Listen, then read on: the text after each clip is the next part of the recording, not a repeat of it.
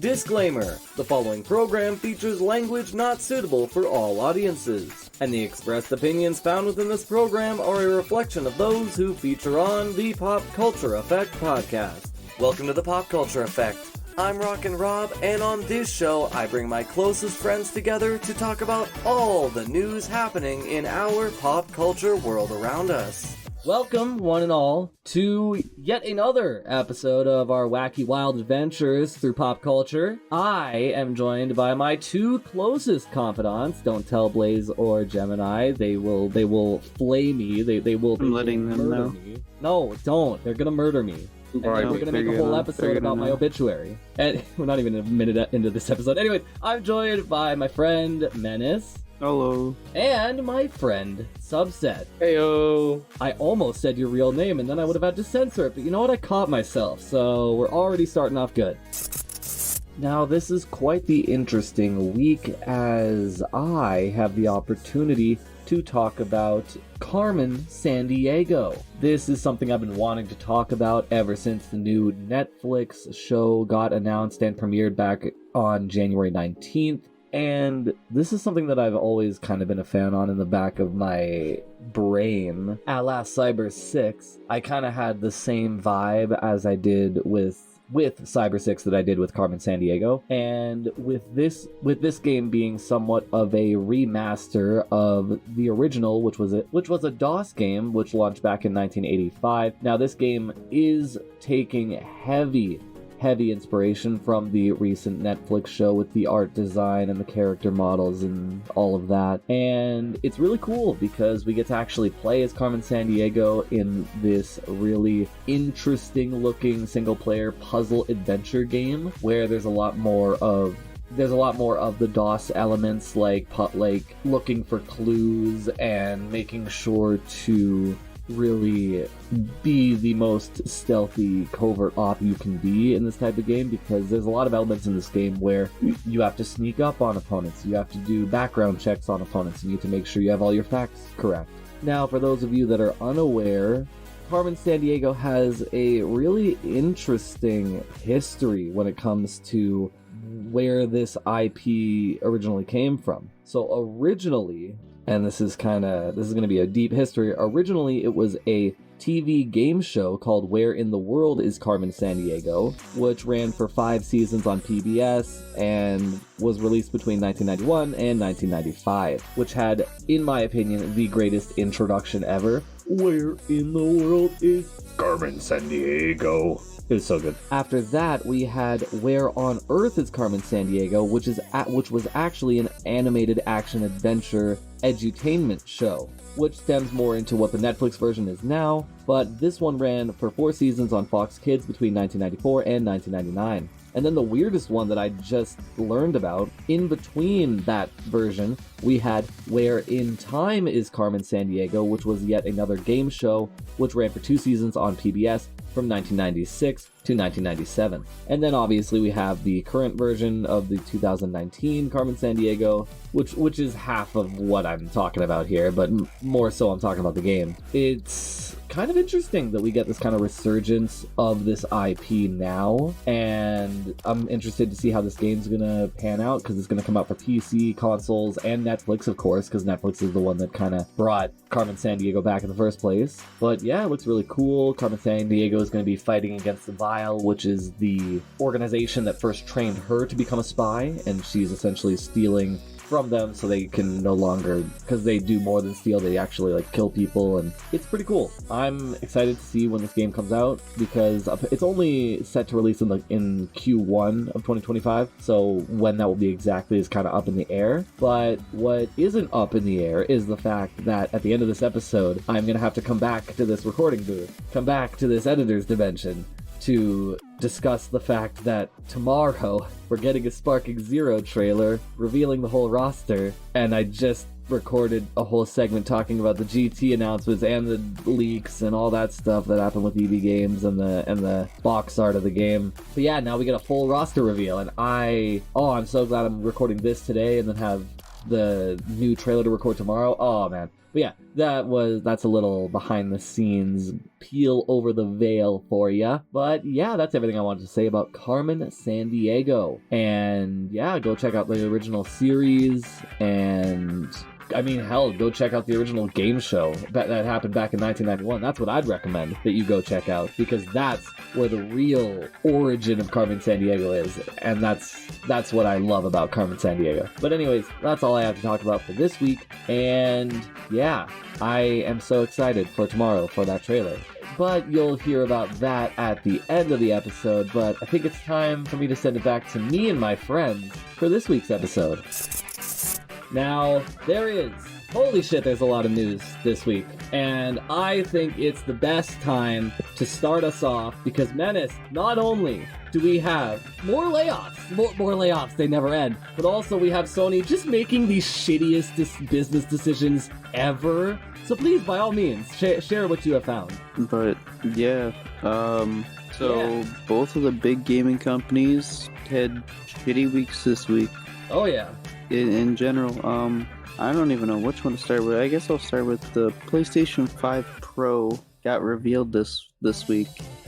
And, you know, it's supposed to be a big thing, supposed to be the mid-generation update, which I've always thought was stupid. Like, yeah, no, I agree with you. They did it with the PS4 and the PS4 Pro, but that was more because the PS4 Pro actually had, like, overheating issues, and it would be running loudly. But essentially, you can get a graphical upgrade, you can have better ray tracing, and run a higher fidelity is essentially what they were talking about, without having to sacrifice your frames, which is cool sounding. But at least for the US, it's $700, which is 900 Canadian. Let me phrase. 900 Canadian, and to top it all off, it doesn't even have a disc drive. It is a $800 $700 purchase, and if you want the disc drive and a controller, that's an $800 purchase just to be able to play all of your games. And it doesn't even do anything better than the other PS5. I saw that gameplay. Nothing looked different. Oh, you can see a crowd in Ratchet and Clank. My main thing is all the other like mid generation consoles they've shown new stuff with it. They've shown but for the trailer for the PS5 Pro, all you saw was God of War, Spider-Man, Last of Us, games that have been remade and reissued, and ever since the PlayStation 4, it's almost like the PlayStation 5 doesn't have a library. Which is funny because I play Xbox, and I could totally agree. PlayStation has won the console war, but I want to know. What I don't understand is how, with the seemingly so small library of games that PlayStation has, that I don't know. There's a lot of gaming companies that are just sitting on IPs that they just do absolutely nothing with, and it pisses me off to no end. But anyway, I don't want to get into that because it's a bad console that doesn't need any more notoriety because everyone's already dogging on it. It's a $300 updated graphical glitch. Literally, graphical upgrade. Sorry. I'm sorry, but I'll stick with my Xbox Series X. You know, a console that's actually an upgrade, that's actually worth up to $1,000. The PS5 itself is an upgrade, but it doesn't need a mid-generation console upgrade because there's nothing. It's just like phone companies at this point coming out with a new generation phone every year. There's only so many bells and whistles that you can put into something until you just need to stop. And I firmly believe that these next generation consoles, the PS5 and the Xbox Series X, are these next generation consoles that just let them sit for a little bit. Let them. You know, that's a great point. That's a great comparison to phones, because it's the same thing with sports games. This shit happens every year and there's never a substantial change. And that's why I'm waiting. I'm still waiting for Nintendo to announce the Switch successor, because it's gonna. I don't even know. It's just gonna be like a Switch Pro or something like that. Or consoles are weird. Consoles are weird in today's age.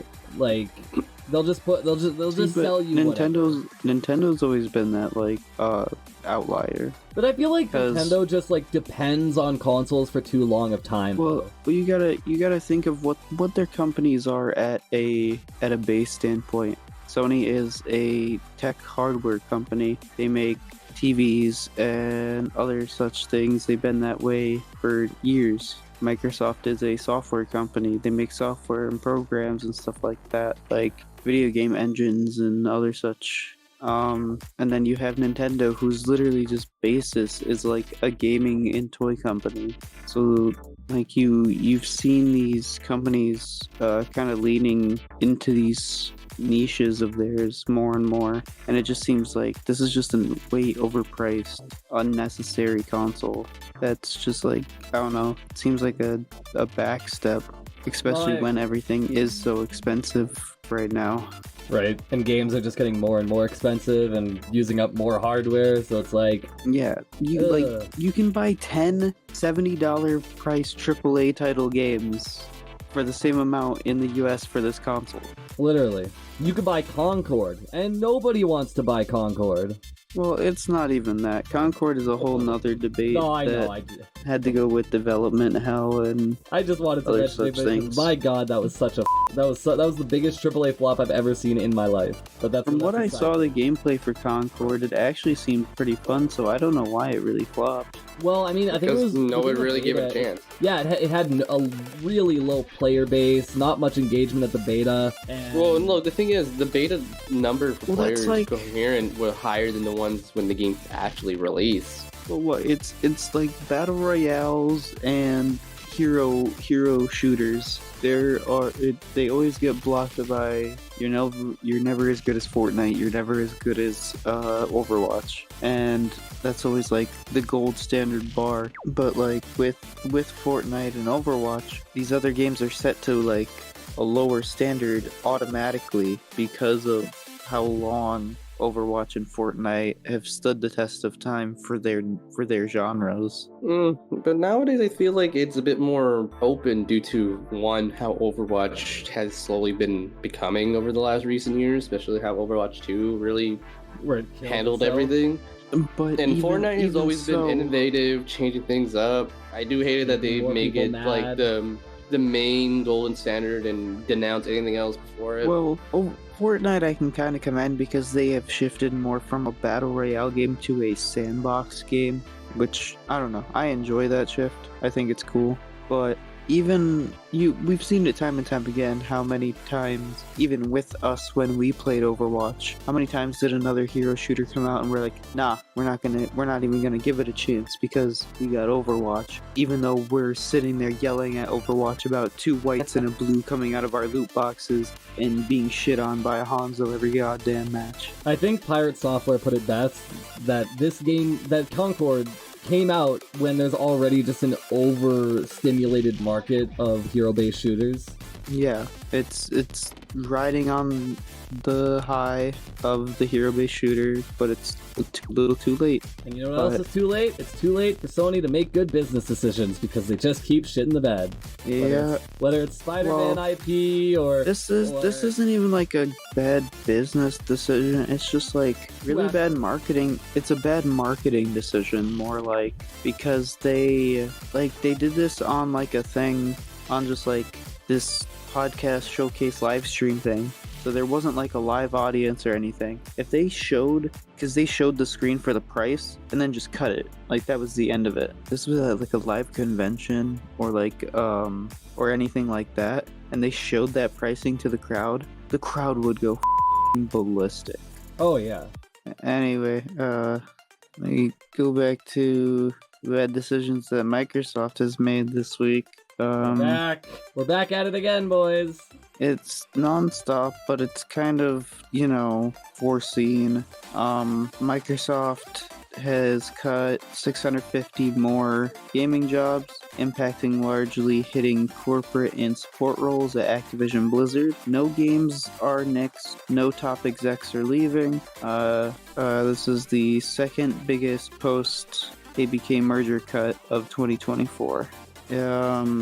So yeah, this is another kind of foreseen thing of the gaming industry during COVID booming, and a lot of the big companies, Activision, Blizzard, Bethesda, Bungie, all these companies that you've heard of that are letting people go now and downsizing so much. This is just a foreseen thing that honestly been happening, not even just through all of not even just gaming, but in a bunch of areas. But it's been hitting gaming because during COVID, like, the gaming industry boomed. A lot of companies overhired, like Activision, Blizzard, Bungie, and then all the big companies like Microsoft and Sony made their acquisitions of these companies. And then some titles flopped, or releases for expansions flopped in Destiny's case. And then as we've been kind of falling into or are in a recession now, just companies are downsizing, and it sucks, but I don't know, like I said, it's just kind of a foreseen unforeseen but it's kind of a foreseen thing that's gonna happen. And I got nothing else on this, Bobber. That's like it. I don't blame you. Like, at the end of the day, like, we've had this happen so many times, it's like we're kind of numb to it at this point. Companies are evil and they'll lay off people without a second thought. It's not even that. There was no evil agenda. There was no, like, unforeseen thing where they didn't tell people. They're getting severance. They're getting a bunch of benefits. It's not like this was like a blindside thing that happened. Obviously, it's shitty that these people are losing their jobs, but it's not like this is like the Bungie layoffs that happened. The first round of Bungie layoffs that happened, where it was like a blindside to people and they didn't know what was going on. This was planned thing. They knew that this was gonna happen since the merger or the acquisition. They knew that this was gonna happen because the business is downsizing. People who are, like I said, people who are getting laid off are getting extended medical benefits, paid severance, stuff like that.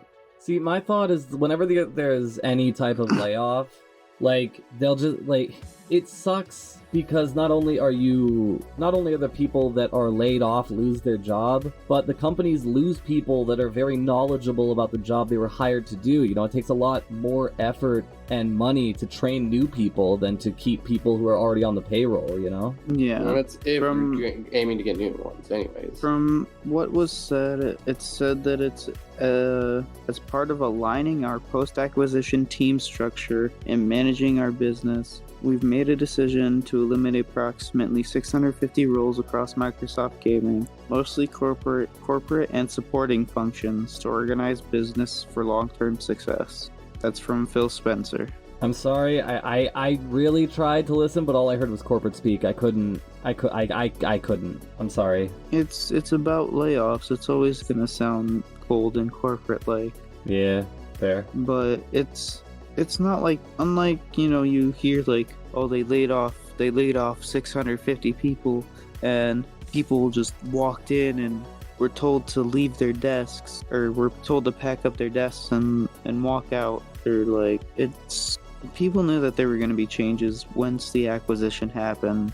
It's taken a while. The business is slowing down. All the other companies are downsizing as well. Like, you can see the shift that's happening, especially for gaming. It's just we had a balloon effect where we had the big boom of gaming when COVID and stuff was going on, and companies were thriving, and now we're going back. But that's really all I got. Which is fair, you know, like, I mean, this is kind of significant news, like you said at the top. Like, these are the two big rival gaming companies, and both of them just did not have the most, like, positive weeks. No, one from the workforce side of things, and the other from the upcoming, yeah, I don't even know what to call it, because it's unnecessary for like a mid-generational console. Literally. But, Dude, I just laughed at all of the content creators just being like, I don't see a difference. There is no difference. Just, and even if there was, is not it really like, worth it? It's not worth $300. Literally. But like you said, it's not even 300. It's like the thing that's really gonna kill. Well, no. It's 700, but the you gotta think the base PS5 is 400, about 400 now, 400, 500. I see. So it'd be a $300 upgrade. Yeah, it's a $300 minimal upgrade, and you don't have a disc drive. Which, you gotta pay extra, where usually the disc drive is like stock into a console. I believe they're trying the disc drive is like $80 for the PlayStation, so that's like $780 right there. I truly Plus believe tax. that these companies are just trying to slowly like wiggle out of having physical media, like physical games, because like that's like when you really think about it, that's a huge amount of revenue that they could save on if they no longer have to like put like actual games into like physical production. Which I can totally see that being the future of gaming. But then we could go to the dystopian side of things, where you remember that one time where the gaming where that one I don't remember who from what company said it, but they essentially said that you would no longer own games, that they could essentially take it back whenever they feel like it. Which they technically could. Same thing with your movies. That's why a lot of people have issues with everything being digital. On streaming, you don't technically owe them because they could just turn it off like a button. Oh, the days of Blockbuster. They can technically do that even with your physical stuff. They could just say, yeah, nah, your console doesn't have connection to internet anymore, so therefore it can't run anything. Dude, that's the thing I hate most, is that all these games, like, I know this is a really big side tangent, but Black Ops 6, the zombies servers are going to be online. You need to have a Wi-Fi connection to play it. And it's like, I truly miss the days where you could just... They have offline servers. Oh, they do? Yeah. Oh. I was gonna say, my bad. Then I genuinely thought. God. Well, okay, putting Black Ops 6 aside, I can assume there are other games that literally require you to need an internet connection for you to even play it, and that's what I'm kind of aiming towards. Is like, it's scary. Well, that's the whole thing with for digital gaming in general. All they need to do is disconnect your internet access, but or just same take thing it off goes the shop, delist it. Yeah, same thing goes with like physical games, because they could just be like, your console itself needs access to the internet to play games now. So yeah. So at that point, if anybody out there still owns their 360 or any other old consoles, and they'll still have some old game, pop those bitches in, do it like you used to back then as a kid. Yeah, don't take them to EB Games, because they'll give you like pennies on the dollar for it every time. But going from a flop of a reveal to, something actually a bit exciting. Robert, what are these new characters that have been shown off for Spark and Zero? Oh, man. Oh, dude. I want to say right off the top, I'm sorry. I talk about this shit way too much, because I Here we go. love it, and I've been It's gonna be every week until the game. game's out. Not every All right, everybody, week, just but letting you know. Next week he's gonna be talking about the leaks he found. No. And then the week after, it's gonna be him ranting about leading up to the game coming out. Let me be And then by the fanboy, third episode, by the sixth time that he talks about it, it'll be a review of his gameplay. Hold on. I will say, I will only be covering it 2 more times after this. Once, when they do the mega Everyone Is Here trailer that they might end up doing, and then 2, when we actually get the game and I can talk about actually playing it. But I will say, I will not be talking about the big leak, that big roster leak that is on Reddit. It is one Google search away. I will not be talking about that, because it's a little spotty, and I don't want to provide any information that is not concrete. But the concrete things you that can are real, mention the leaks are out there. Just always remember to Grain of our salt. viewers, take leaks with a grain of salt, and Well, I'm just saying, like the link, the Reddit post is available on a single Google search. So all I'm gonna say is a lot of characters got shown off. It may be real, it may be not. Who's to say until Bandai Namco themselves reveal it properly? But the things that are concrete is the fact that we've waited so long. We finally got GT. GT happened, and what? I can't remember his name. God damn it. one of the YouTubers, like Nanogenics or Dr. Doria, one of them accidentally revealed the trailer reaction 2 hours early, and it was really funny. But okay, so to get to this trailer, I've been really excited for seeing GT characters because I was always under the assumption that no, they'll put it in a DLC, they'll put it behind a paywall, but no, dude, they came out swinging. We got to see Kid Goku all the way to Super Saiyan 4. Now, however, we did not see GT Vegeta because he is kind of replaced by Baby Vegeta in the sense that we still get like 3 progressive transformations. Nah, that's dumb.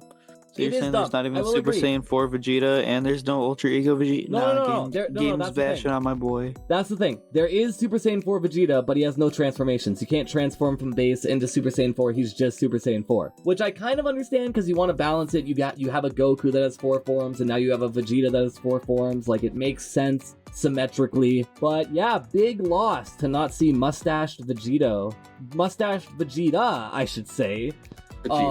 In this, well, he's talking about another fusion later on, but yeah, like seeing all these characters was great. The animations look fluid. Seeing Baby, like Grade 8 Baby, was great. But the one thing we do not get Wasn't there a Dragon Ball Z game where you could like just have people do the fusion dance and like fuse different characters? Yeah, that was it was a 3DS game.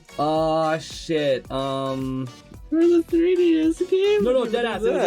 It was. Oh, I got it. It was Dragon Ball Fusions. I really liked that game because you could literally fuse anybody with anybody. It was great, and then you could have like 5-person fusions, and then it was great. I love that game. It was great. But yeah, I kind of want to go back to that game now. Actually, I want days of that, like going. where you can just like where you could have like because you always pick like 1 or 2 people to fight with you in the game, right? Yeah. Like you have your character and your backup character. So what if you could like equip Just the earrings onto those characters and you get their fusion? Oh yeah, dude. You can imagine there's bunches of compilations on YouTube of every single fusion from Whis and Beerus to Goku and Broly to Yamcha and Tien, which actually technically was a reference to an old Yamcha and Hercule, the ultimate human. Oh god. Yeah.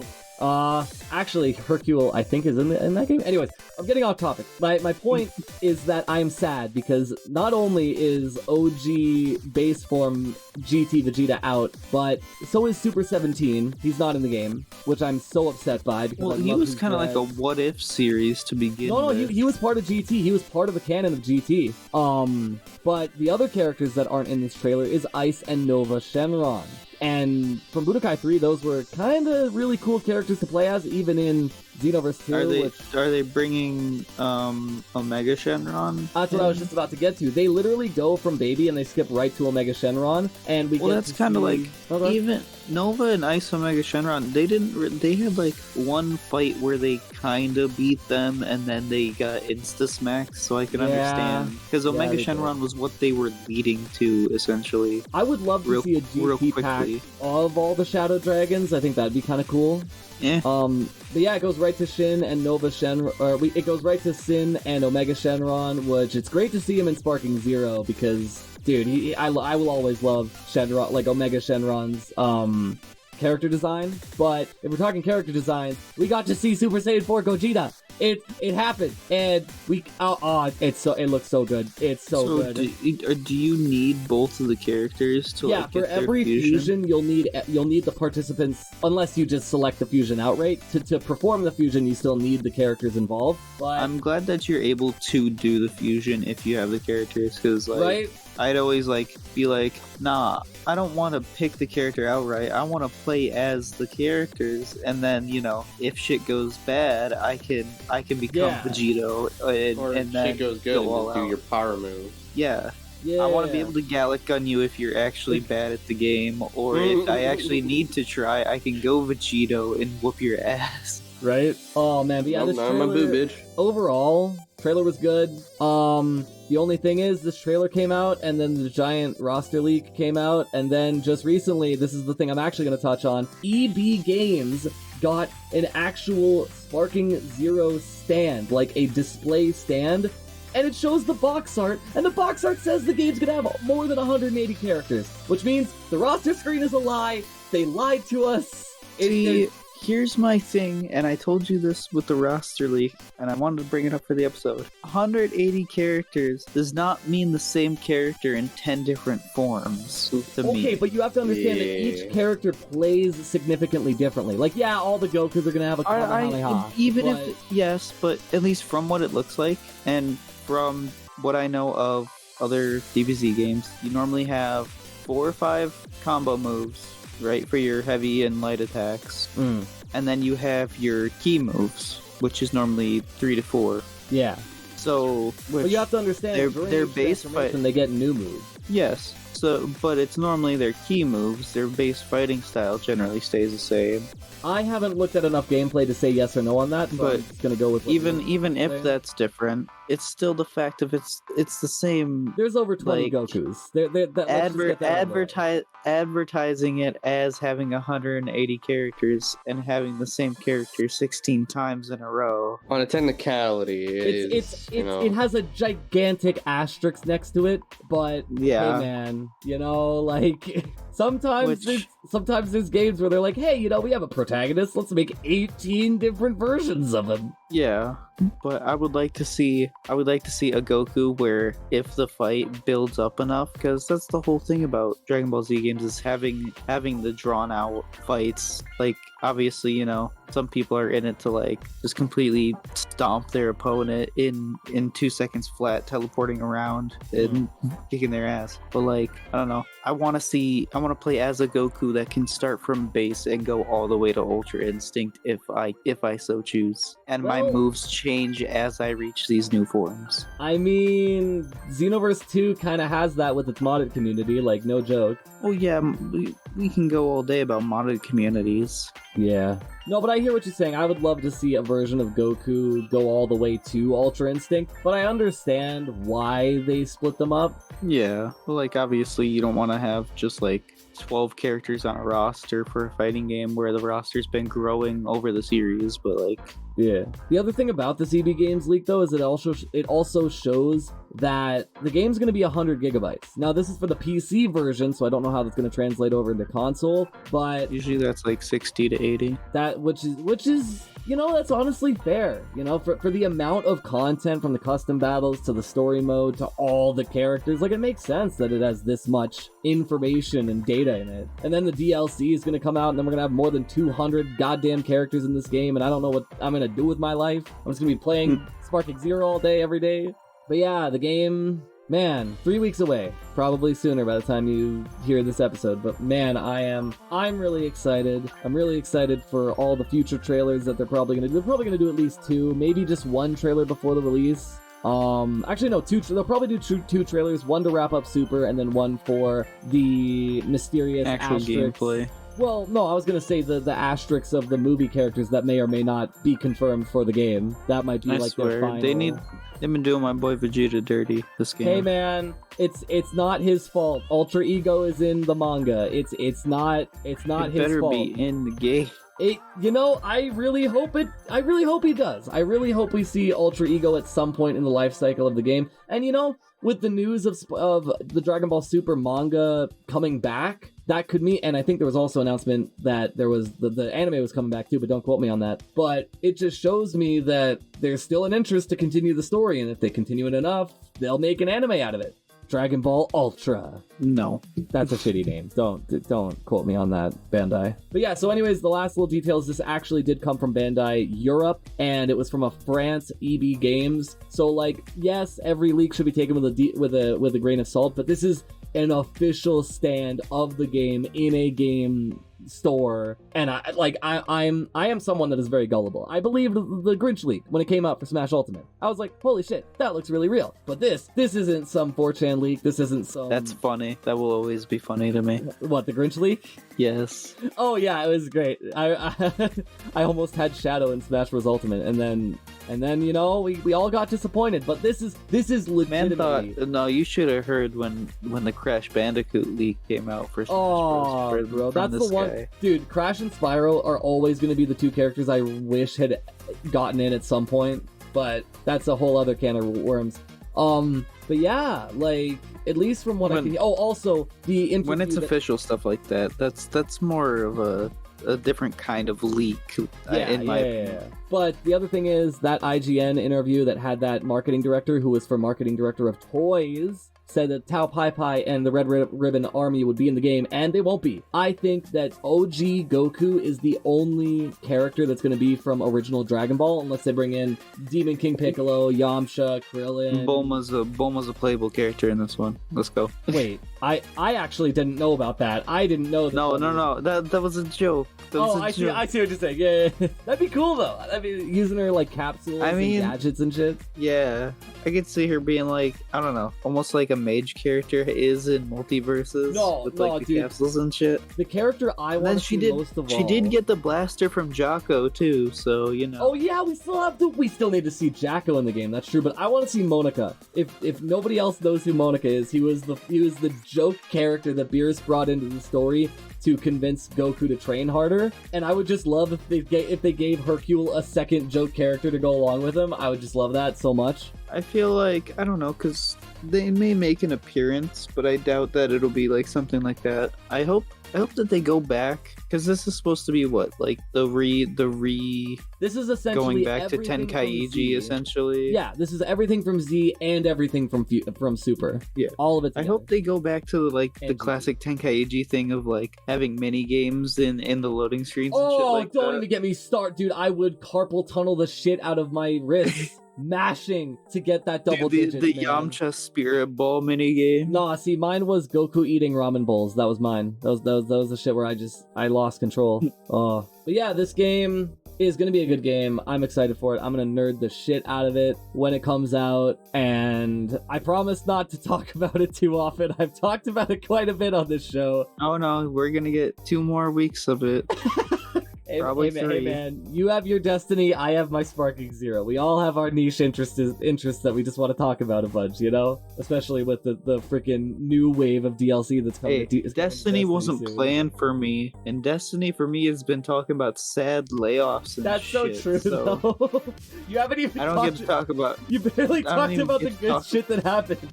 Yeah, Final Shape has been awesome. Like, the episodes have been, at least lore-wise, like, episodes have been sweet. I haven't been able to talk about that. Nah, I gotta talk about 2 rounds of layoffs and shit like that. Oh, it's actually so funny. I'm sure you'll be able to take some time, because I'm pretty sure the roadmap came out, right? You know what's funny? That when we talk about the Destiny layoffs in 2024, we gotta ask which ones. Yeah, that's so true. That is so true. But yeah, putting aside the Destiny conversation, because I'm sure there's plenty you could go into in the like the roadmap and all the shit they've announced. Until the work situation gets better at Bungie, which I don't even know if it will. It'll always be a touchy subject for me. Yeah.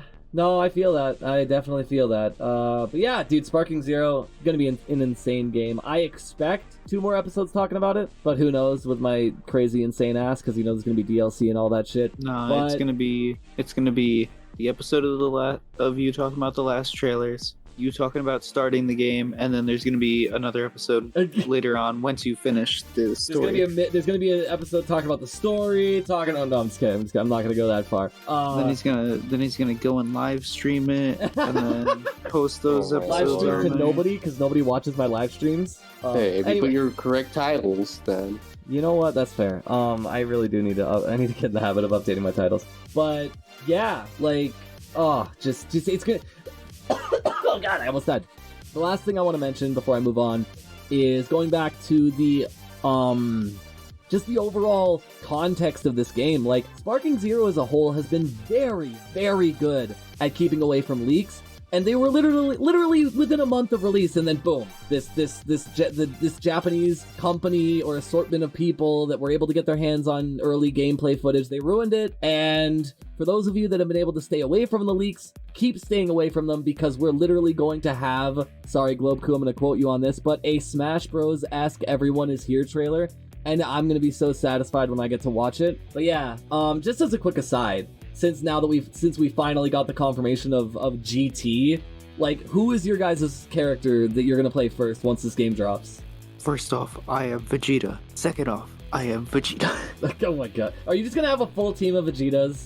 Yeah, this is what I always do. What do you mean? Majin Vegeta, Super Saiyan Vegeta, Blue Vegeta, and... Yeah, Oh my god, I think there's actually enough Gokus and Vegetas where you could just do that as like a full match. But please, Bandai Namco, for the love of God, change that ugly-ass character select screen, please.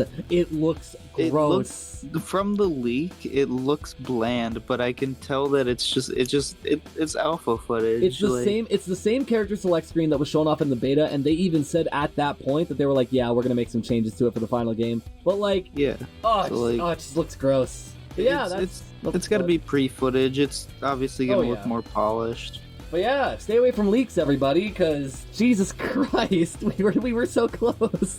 We were so close. Oh, it's always gonna be a thing. Yeah. Well, I don't think we'll ever have a game release when there will be absolutely no leaks, even with like companies like Nintendo with their Nintenjas.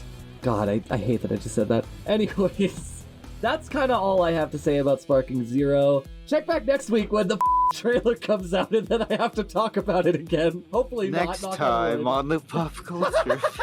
Next time on the Pop Culture Effect, Robbie just gets really annoying talking about this stupid game all the time. But no. To be real though, I'm super excited for it. I know that my nauseating talking about this has not made it as interesting to my compatriots here, but you know, hopefully we'll all be able to enjoy it the same. Now we finally got the overall trailer for the rest of the roster, and what was also confirmed in this trailer is who we will be following through the story mode. We'll be following Goku, Vegeta, Gohan, Piccolo, Future Trunks, Frieza, Goku Black, and Jiren. These stories will be based on how much they were included in the story, so Jiren will mostly be featured in the Tournament of Power, but Goku will feature from Raditz all the way to the Tournament of Power. Now to get into the characters, they immediately showed off the Frieza Soldier, Kaba as base Super Saiyan 1 and Super Saiyan 2. Frost only got his final form, which is very interesting. Toppo got his God of Destruction form, and I will not be calling him Top. And we also got to see Kid Goku, or how they refer to him as Teen Goku from the original Dragon Ball series.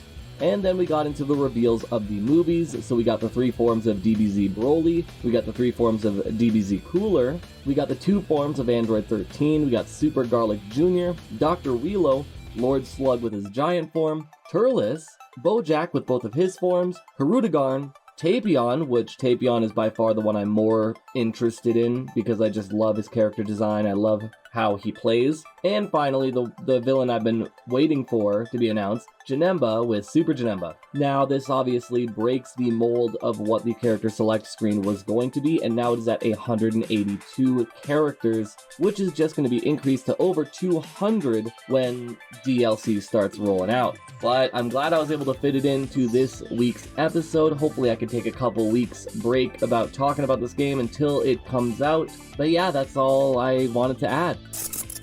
Yeah, that's all we got today, so Bobbert, take us out. Oh, okay, yeah, that's, I'm just gonna say the same thing. That's everything we've had for today. A lot of shit going on, you know, spanning, you know, films, games, gaming companies, and yeah, I mean, obviously, we'll be back next week with another exciting edition of our lovely Brain stop. Brain just stop. Lovely. Come on, brain. Come on.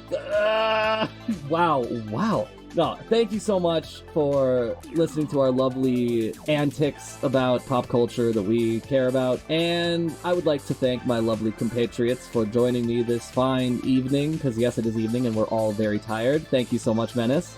Always fun. And thank you, Subset. Cue the snoring. Heyo. And that's been all of us, that's been me, and that's been another lovely example of why I need to get better at doing outros. Thank you so much for listening. Make sure to check out all of the lovely content that we have over at the CJSW network. Make sure to like, comment, and subscribe, and we will see you in the next week. Farewell. Heyo. I guess I could just start the recording now and just you know, like, we could just get started and, like professionals, you know, because we are professionals, and for some reason I'm here. But yeah, I'll start us off and I'll close this out. But yeah, I guess I just started now.